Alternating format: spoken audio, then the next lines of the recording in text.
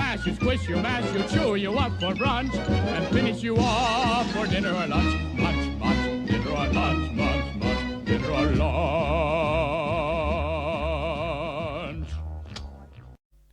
Hola a todos, bienvenidos a Filosofía Clase B, yo soy Oscar. Me preguntan si voy a ir a ver Barbie. No, pensaba verla esa película, pero el material promocional de la misma me hizo cambiar de opinión. O sea, pensaba verla porque se veía muy rara, se veía una película muy loca.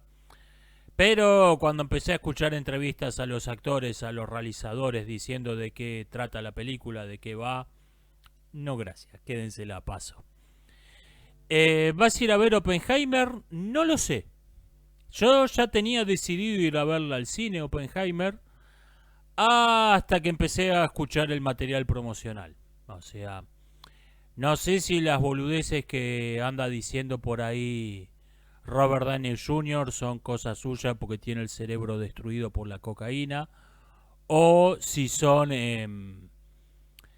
órdenes del estudio para promocionar la película, que el hombre blanco es malvado, el mundo estaría mejor si fuera un matriarcado.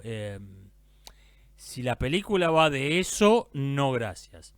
O sea, yo ya tenía decidido ir a ver al cine Oppenheimer, pero me lo voy a pensar mejor. Todavía hay tiempo.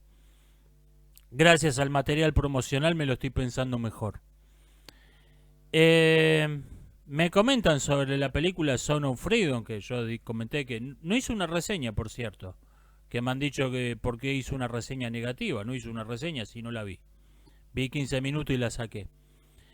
Me dicen que esa película le abre los ojos a gente que no tiene la menor idea de lo que es la isla de Einstein. Bueno, y después de ver la película va a seguir sin tener idea. Porque los buenos de la película son la gente que encubrió a Einstein durante años. Son la gente que difundió la propaganda de que el Pizzagate es una teoría de conspiración.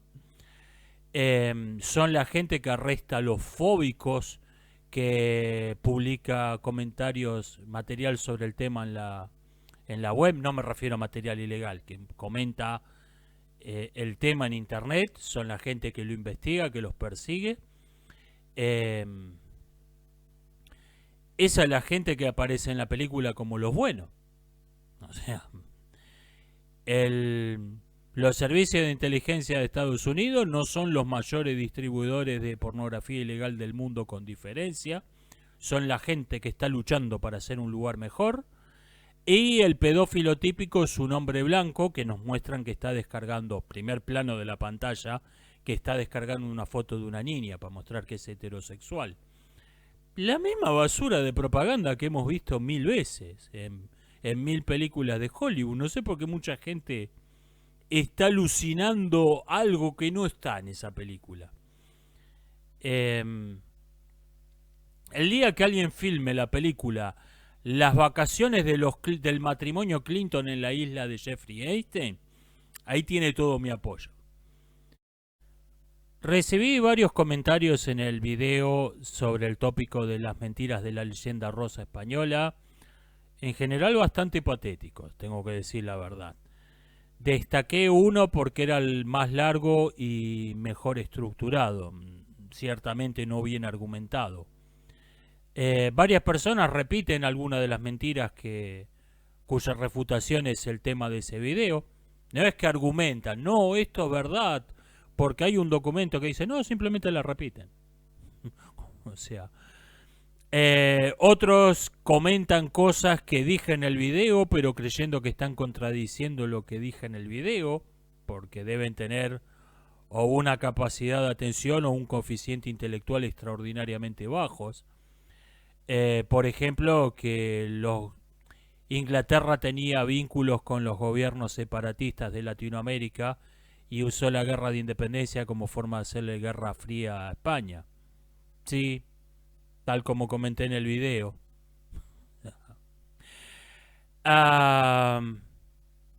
Me dicen que el Imperio Español no era un régimen de castas y que los mestizos decían ser blancos o indios según les conviniera más legalmente, Qué curioso que en un 100% no régimen de castas conviniera legalmente ser blanco o ser indio.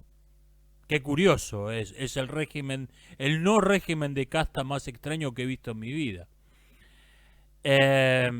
Me dicen también que el Imperio Español no era un régimen de castas porque en esa época todos los gobiernos se basaban en la idea de las razas, lo cual es mentira, y todos tenían sistemas de castas.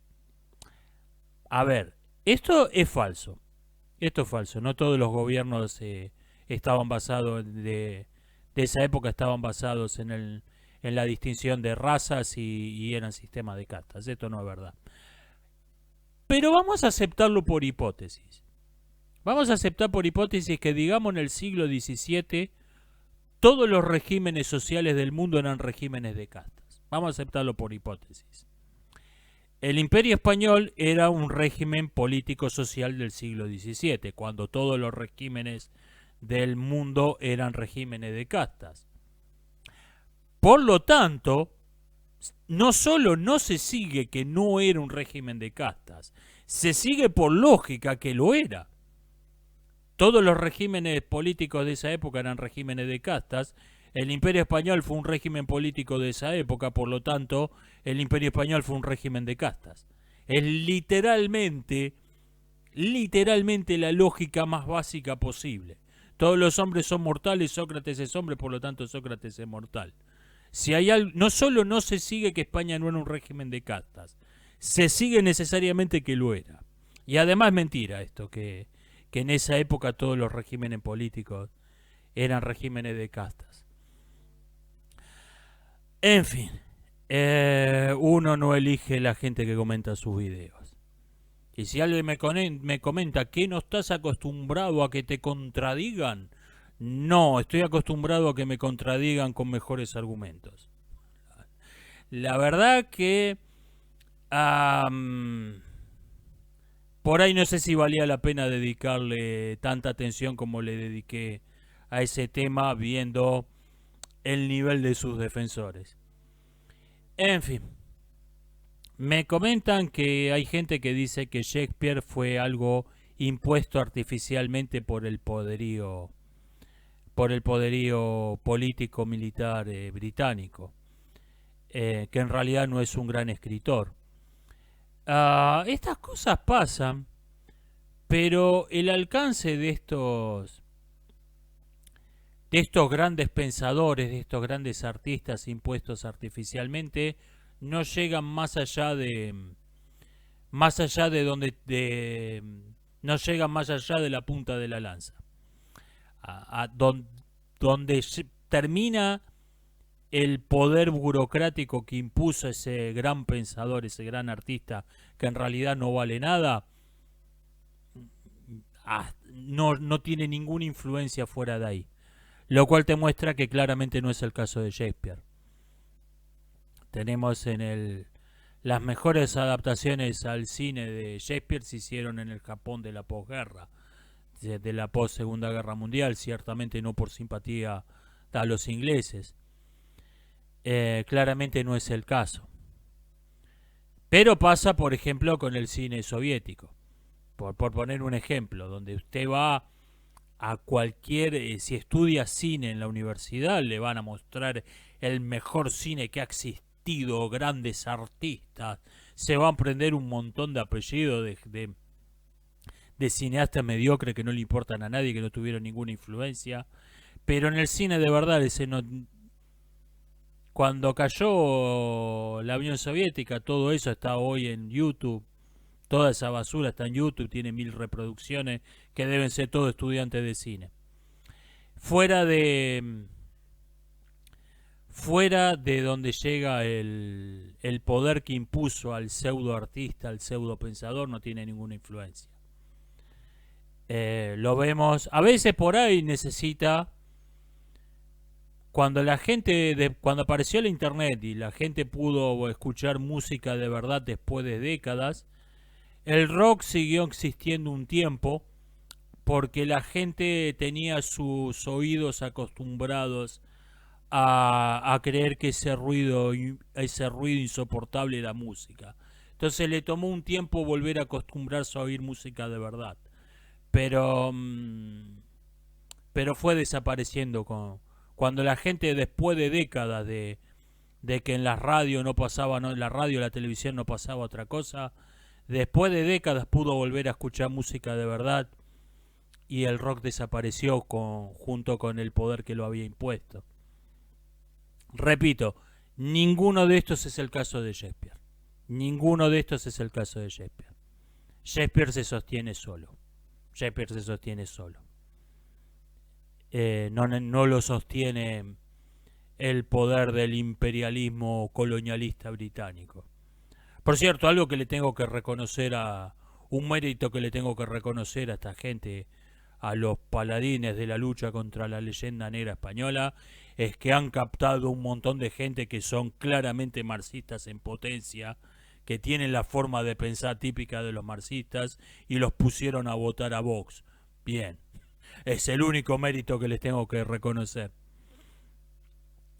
Me dicen que se suele decir que el liberalismo fue pensado realmente por Francisco de Vitoria, no lo conozco, que era católico, y varias incoherencias que hay en el pensamiento de autores como Locke se deben precisamente al trasplantar estas ideas que surgen en el marco de la religión católica al mundo anglosajón y protestante.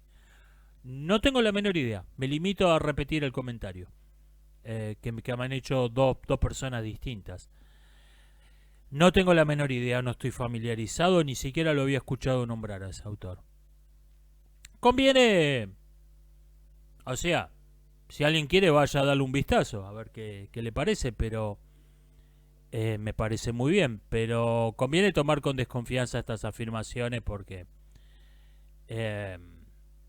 estas afirmaciones de que, miren, la idea que le atribuimos a fulano en realidad la había pensado antes Mengano, que es de otro sexo, otra religión, otro color de piel, otra nacionalidad, suelen tener una clara intención política y suelen estar hechas de una visible mala fe. No tienen una verdadera seriedad. No estoy diciendo que este sea el caso, repito, no conozco al autor Francisco de Vitoria. Pero conviene desconfiar de este tipo de afirmaciones en general. Me preguntan qué es la literatura y qué es la poesía. Como yo uso los términos, literatura es cualquier escrito que tenga un propósito artístico. No, o sea, todo menos el ensayo. Eso es la literatura.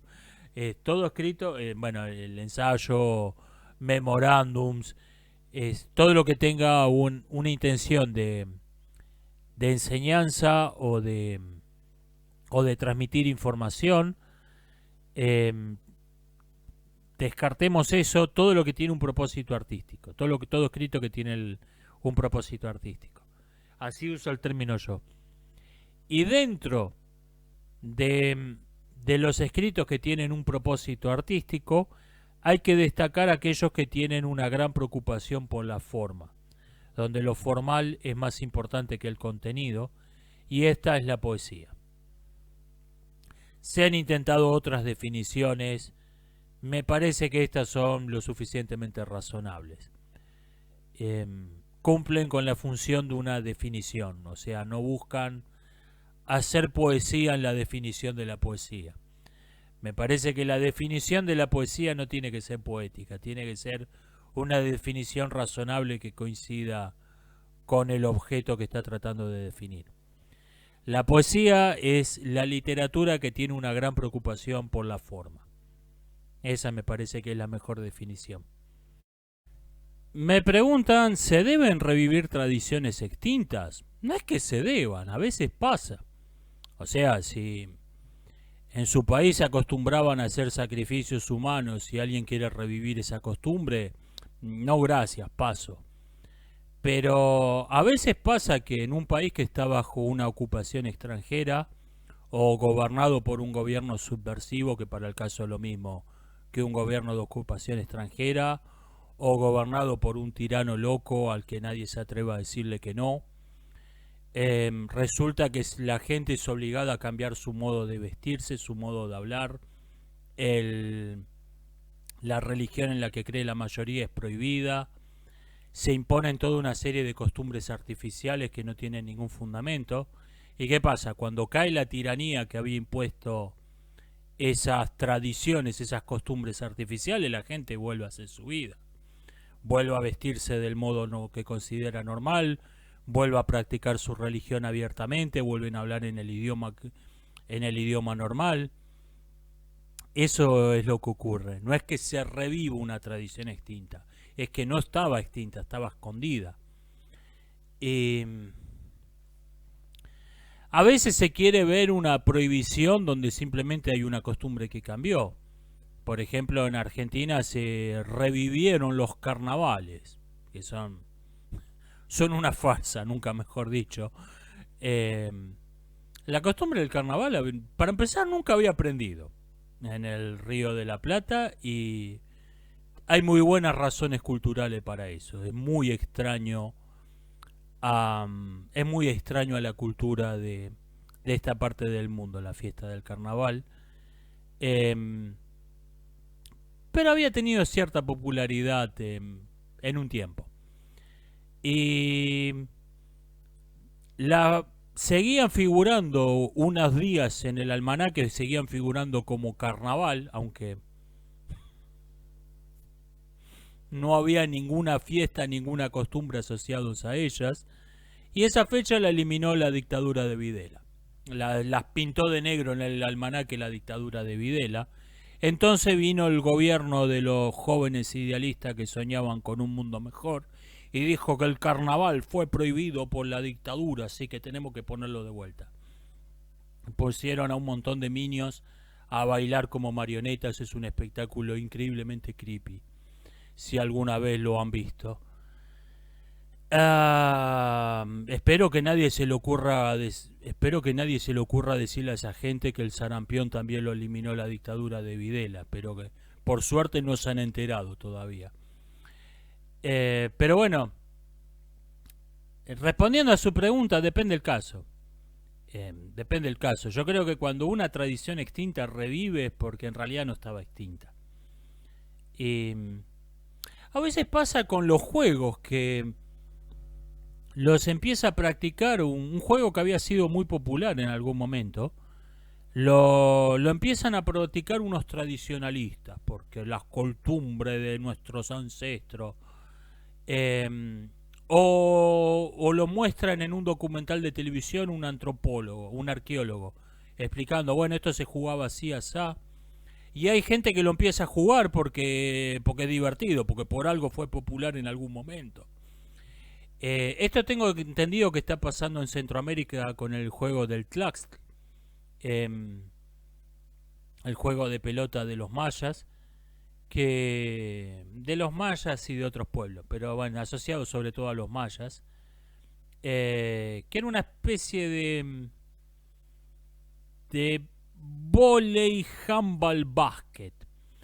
Lo empezaron a practicar unos tradicionalistas disfrazados de indio de película de John Wayne, no, porque nuestros ancestros practicaron juego para honrar a los dioses.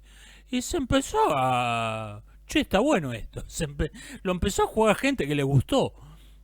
Aunque lo empezaron esos pelotudos, lo empezó a jugar gente que porque le gustó, porque por algo fue tan popular en algún momento. Pasa con un juego que es antepasado del backgammon, que tiene reglas para el juego de Ur, que fue un juego muy popular durante más de 2000 años.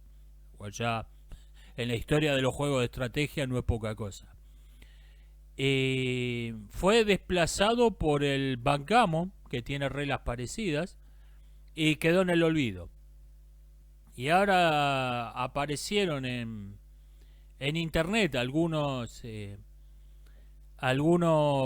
arqueólogos, algunos historiadores explicando las reglas. Bueno, el juego de Ur se jugaba así y se empezaron a formar sitios online, se empezó a formar clubes de aficionados que lo juegan. porque por algo fue popular por más de 2000 años el juego. Me preguntan, ¿creer que el Estado tiene una base moral no es ingenuo? No, es aceptar la realidad.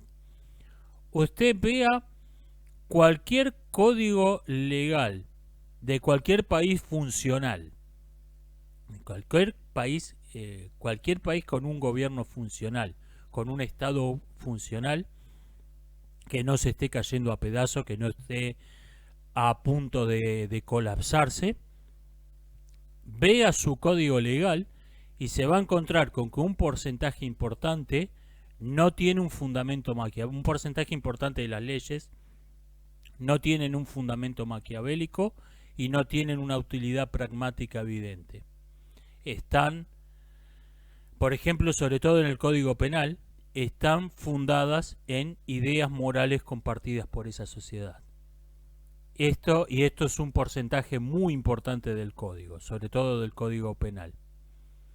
En alguna sociedad más primitiva por ahí no hay esta distinción entre un código penal, un código comercial, etcétera. Tienen un solo paquete de leyes, pero va a encontrar en lo que nosotros llamaríamos la parte penal, va a encontrar sobre todo ahí que tienen un fuerte fundamento moral las leyes, en cualquier sociedad funcional. Si a usted le suena extraño que mencione el código penal de una sociedad para fundamentar una teoría sobre el origen del Estado, creo que acá estamos hablando del verdadero problema. En nuestros días no se considera que ver cómo funcionan realmente las sociedades sea ni siquiera un paso previo, ni siquiera es un paso previo para postular una teoría acerca de cómo se nos ha ocurrido que funcionan las sociedades. Este es el problema. Nadie va a ver los códigos de leyes a ver cómo se rigen realmente las sociedades. Nadie, ni siquiera como un paso previo. A decir, bueno, porque nos hemos inventado que la sociedad se funda en la opresión de las minorías religiosas por el malvado imperialismo budista. Ni siquiera es un paso previo a inventarse sus dislates, ir a leer los códigos legales reales. Ni siquiera es un paso previo. Este es el problema. Me preguntan si cuando se abrió la caja de Pandora que contenía todos los males, lo único que quedó dentro fue la esperanza. ¿Esto quiere decir que la esperanza es un mal? ¿Por qué estaba dentro de la caja en primer lugar? En efecto, esto es algo que al lector moderno se le suele pasar por alto, y sí, para los griegos la esperanza era un mal. Nosotros tenemos esta visión de origen cristiano, de la fe, la esperanza y la caridad, o sea, la esperanza es una de las tres virtudes básicas, de las tres virtudes cardinales. Ciertamente no era así como lo veían los antiguos. La esperanza estaba dentro de la caja de Pandora porque era un mal. Esto, en efecto, es algo que se le suele pasar al lector moderno. Es tan extraño a nuestra mentalidad. Me preguntan qué pienso de la frase "la historia se repite". Yo creo que la historia es algo así como una fuga, donde hay motivos que vemos que se repiten.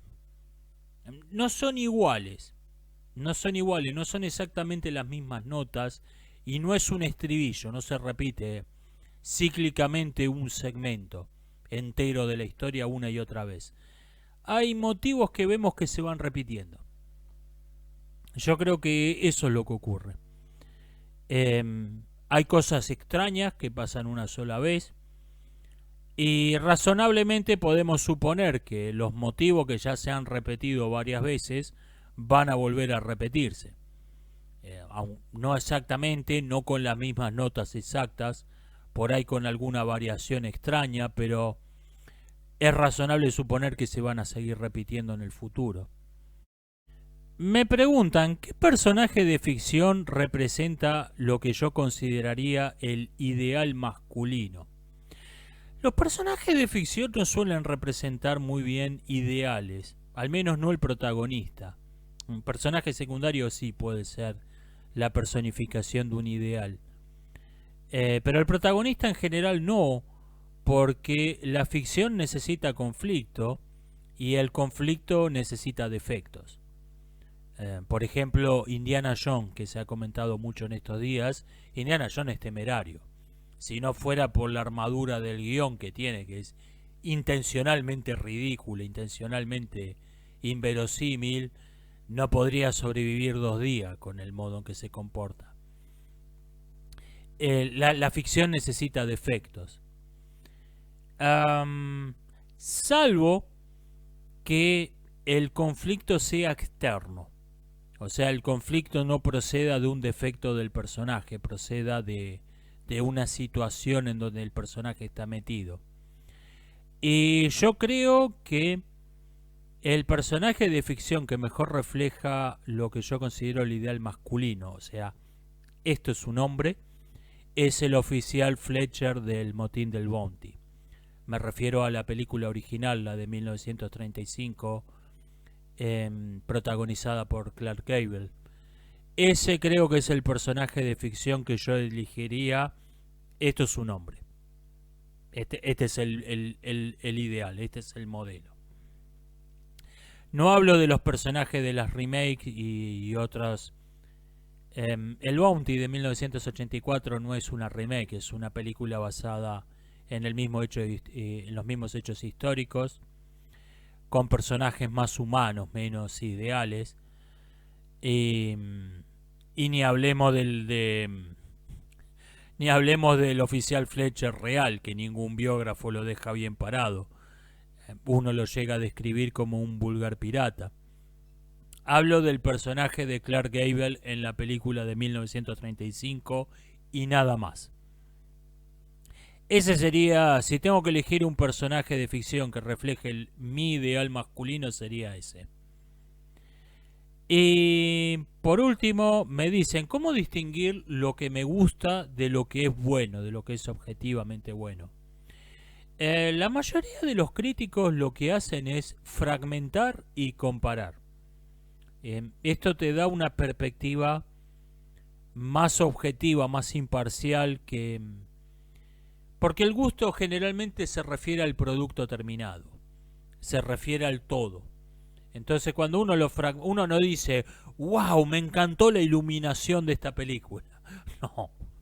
Entonces, cuando uno fragmenta, se fija, por ejemplo, en una película, porque usted creo que me dijo, no copié toda la pregunta, creo que me preguntó en general, de un poema. Por ejemplo, en un poema, si un endecasílabo tiene 12 sílabas o 10, no es no me gusta, eso es un defecto objetivo, es algo que se puede medir, contar, es un defecto claramente, no es una cuestión de gustos, que un endecasílabo tiene que tener 11 sílabas. En una película generalmente lo que se hace para tener una visión que no sea un me gusta, no me gusta, es hacer varias evaluaciones por separado de la misma película. Ok, vamos a hablar de las actuaciones, vamos a hablar de la música, vamos a hablar de la estética en general, vamos a hablar del guión, vamos a ver varios aspectos por separado y vamos a compararlo. Ok, esta película tiene un guión que trata sobre tal tema. ¿Qué otra película trató ese tema? Y entonces se compara, se usa otra ficción, otro guión, como vara de medir para comparar esta. Entonces ahí podemos ver, eso que en la otra película no estaba muy desarrollado, no profundizaron mucho, acá está mejor hecho. Y lo que esa otra película había expresado de modo claro, conciso, maravillosamente simple, acá es confuso y ambiguo y no se entiende mucho. O sea, eso es peor. Y por eso se llega a una especie de...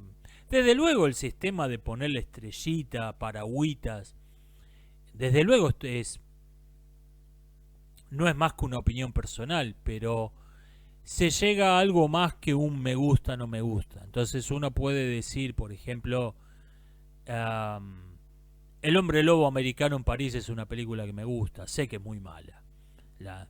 El guión es absurdo, las actuaciones son horribles, el CGI es patético.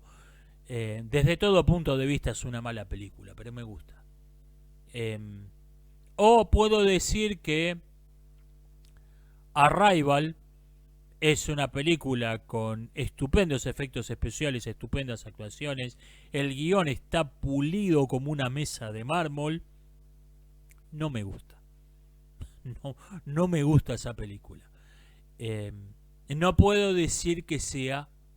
Ahora, que El hombre lobo americano en París me guste y Arrival no quiere decir que El hombre lobo americano en París es una mejor película que Arrival.